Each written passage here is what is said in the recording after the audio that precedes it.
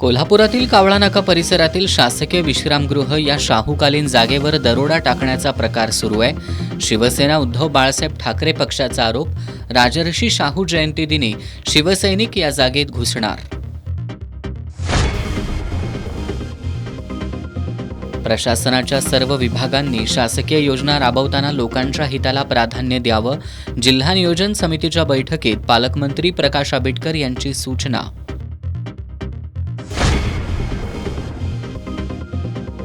पालकमंत्री आणि आमदार राजेश क्षीरसागर म्हणतायत कोल्हापूर शहराच्या हद्दवाढी संदर्भात मंत्रालयात बैठक झाली.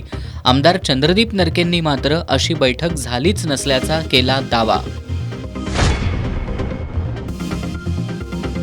आमदार अबू आझमींना प्रत्यक्ष भेटून वारी काय असते हे समजावून सांगू.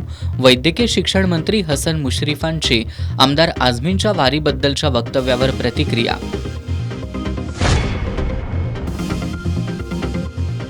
आणि 3 दिवसांच्या विश्रांतीनंतर धरणांच्या पाणलोट क्षेत्रासह कोल्हापूर जिल्ह्यात पावसाचा जोर वाढला.